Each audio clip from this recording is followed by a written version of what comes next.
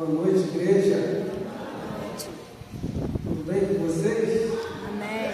Graças a Deus. Bom, deixa eu me apresentar de novo. Eu sou Rafael Menezes. Minha esposa está ali, a Priscila, tá bom? Minha sogra também veio junto comigo, a Celina. E meu filhinho Levi, 5 anos de idade. Levi é ministro de louvor na nossa igreja, sabia? Ele toca violão comigo lá na igreja. É óbvio que eu vou de brinquedo, né? Mas desde novinho a gente incentiva ele a tocar, a estar louvando junto com o Ministério de Louvor. Ele se alegra, ele se empenha. Muito legal. Gente, eu também sou secretário presbiterial de Luvas, né? Do outro presbitério vizinho aqui, que é o Presbitério Central Fluminense. A gente faz um trabalho bem interessante com os adolescentes. No ano que já passou, a gente levou os adolescentes para Curitiba. Eu botei 10 adolescentes no avião. A gente foi para Curitiba fazer o Reúma Sul com eles lá. A gente tem feito acampamento, a gente tem feito um monte de coisa legal com os adolescentes. Levei uma turma para o cinema. A gente lotou o cinema, botou mais de 70 adolescentes dentro de uma sala de cinema lá em Niterói. A gente tem feito evangelismo com eles. Depois do cinema a gente foi numa praça fazer evangelismo. Então a gente tem trabalhado bastante com os adolescentes também. Está sendo, graças a Deus, é o meu terceiro ano. Eu estou como secretário presbiterial de UPAs, do nosso presbitério lá. E o trabalho, graças a Deus, tem alcançado muitos adolescentes. Em setembro desse ano, eu até entrei em contato com um amigo aqui para tentar levar um adolescente ou outro, mas infelizmente não foi possível. Quem sabe para o próximo, né, a gente consiga levar um adolescente aqui da igreja para o acampamento, que será também em setembro do próximo ano, tá bom? A gente fez um encerramento maravilhoso da igreja de Presbiteriano de Porto Novo. A igreja não tinha lugar mais.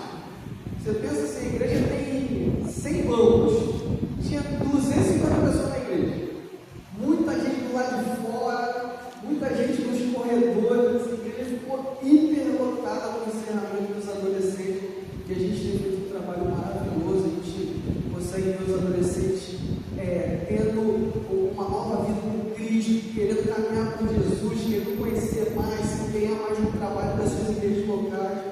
Então, o Senhor tem abençoado a gente, os adolescentes. Eu sou muito grato a isso, tá bom? Trago um abraço do pastor Vinícius, não o pastor Jonas. O pastor Jonas já saiu há muitos anos de Porto Novo, há mais de 10 anos, 15, tem bastante tempo isso aqui, de Porto Novo. Quem está lá com a gente é o pastor Vinícius Ramos. Vinícius Ramos, ele era um licenciado da Catedral Presbiteriana do Rio, que agora está com a gente lá em Porto Novo, fazendo um trabalho muito interessante em Porto Novo. Esse é o primeiro ano dele lá em Porto Novo, e a igreja já ama o pastor novo, a igreja vamos dizer assim, se adaptou, né, o pastor novo do início, e a gente está amando ele, graças a Deus por isso. Queridos, nós vamos meditar hoje no texto de 1 Coríntios. Se você puder abrir a sua Bíblia, 1 Coríntios 1, de 1 a 17. 1 Coríntios 1, de 1 a 17. O culto aqui vai até que horas? Fica à vontade, isso é perigoso, gente. Fica à vontade. Daqui a pouco vai ser igual o apóstolo Paulo que pregou, que joga dormindo, caindo no chão. Mas minha pregação não costuma passar de 3 horas. Fica tranquilo.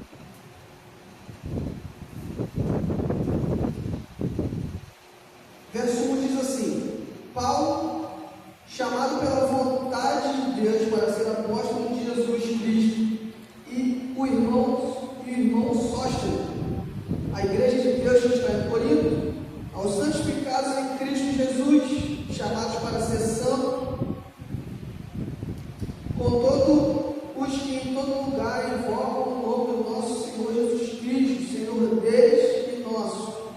Graça a vós outros e paz da parte de Deus, nosso Pai, e do nosso Senhor Jesus Cristo. Sempre dou graças a meu Deus a vosso respeito, a propósito da sua graça, que vos foi dada em Cristo Jesus, porque em tudo fostes enriquecidos nele, em toda palavra, em todo conhecimento, assim como o testemunho de Cristo tem sido confirmado em vós, de maneira que não nos falte nenhum dom, aguardando-vos a revelação de nosso Senhor Jesus Cristo, o qual também vos confirmará até o fim, para seres irrepreensíveis no dia do Senhor Jesus Cristo, fiel a Deus, pelo qual fosse chamados à comunhão do seu Filho, Jesus Cristo, nosso Senhor. Rogo-vos, irmãos, até o verso 17, rogo-vos, irmãos, pelo nome do nosso Senhor Jesus Cristo, que faleis todos a mesma coisa, e que não haja entre vós divisões, antes sejais inteiramente unidos na mesma disposição mental e no mesmo parecer. Pois a vosso respeito, meus irmãos, eu fui informado pelos da casa de Chloe de que há contendas entre vós. Refiro-me ao fato de que cada um de vós dizer: eu sou de Paulo, eu sou de Apolo, e eu de Cefas, e eu de Cristo. Acaso Cristo está dividido?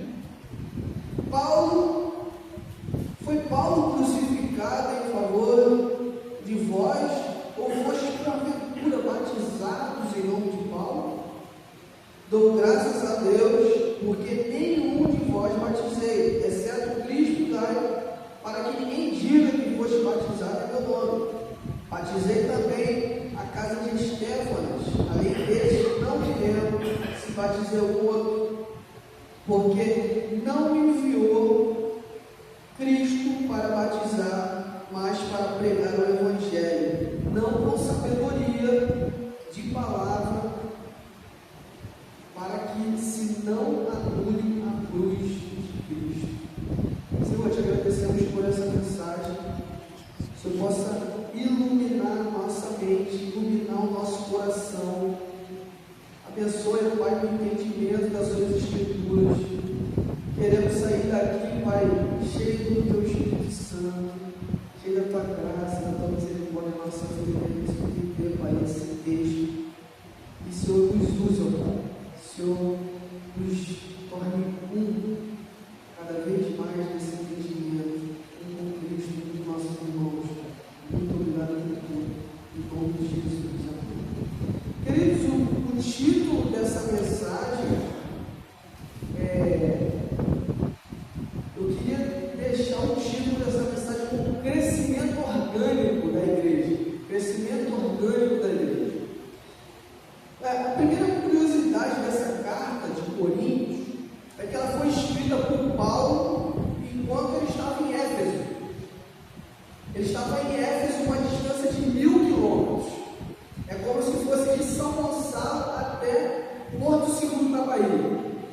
Imagina uma carta sair de São Gonçalo e ser entregue lá em Porto Seguro, na Bahia. É mais ou menos assim. Se você fizer uma busca pelo Google, você vai ver que andando sem parar era uma viagem de 9 dias. Era uma viagem de 9 dias sem parar andando. Mas certamente o entregador da carta, ele precisava parar para descansar, ele precisava parar para dormir, né? Ele precisava parar para comer. Dependendo das condições climáticas, de chuva, de vento, ele tinha que dar uma pausa. Então a viagem demorou bem mais de 9 dias. Bem mais de 9 dias. Alguns estudiosos dizem que a carta pode ter levado meses para ser entregue. Meses. E quando a gente lê uma carta nas Escrituras, a gente pega a Bíblia e olha uma carta escrita, a gente fala, poxa, a gente não tem noção do que o entregador passou para que aquela carta chegasse ao destino final. A gente não tem noção de se ele enfrentou algum tipo de animal selvagem. A gente não tem noção se ele enfrentou leões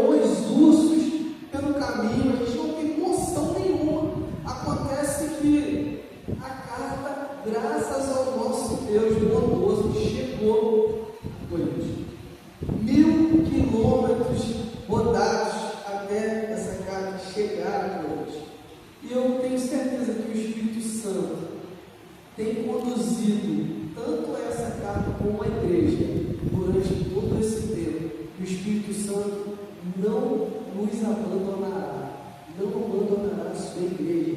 Isso é para ficar muito alegre, né? E saber que essa obra não é nossa, essa obra é de Deus, essa obra, o Espírito Santo de Deus unge a igreja para que a igreja faça a obra de Deus. Isso é maravilhoso, porque se a obra fosse nossa, as coisas iam acabar rapidamente. Mas como a obra é de Deus, como é o Espírito Santo que capacita a igreja, a gente sabe que a igreja vai continuar avançando, por bem ou por mal. Por bem ou por mal, a igreja vai continuar avançando. E existe um teólogo norte-americano, latino-americano, chamado Orlando Postes. Ele fala que a igreja precisa crescer em 4 esferas. 4 esferas a igreja precisa crescer. Ele fala que existem 4 dimensões que a igreja precisa crescer. A igreja precisa crescer de forma numérica. O que seria o crescimento numérico? São pessoas sendo batizadas e obviamente sendo arroladas, né? A membresia da igreja. Então, quando cresce de forma de número, você precisa comprar mais bancos, você precisa passar por um tempo maior, né? Então, o crescimento numérico é o crescimento voltado ao rol de membros do prédio, a quantidade de bancos, né? É óbvio que quando você faz evangelismo na rua, você vai evangelizar alguém, acaba as pessoas se convertendo, obviamente, e a igreja aumentando em número. Esse é o primeiro crescimento. O segundo crescimento que esse teólogo fala é o crescimento diaconal. O que seria esse crescimento diaconal? É o que a igreja faz para a sociedade. A igreja precisa fazer algo para fora das 4 paredes. Né? Ele fala desse crescimento diaconal. O que a igreja tem feito na sociedade? O que a igreja tem realizado fora das 4 paredes?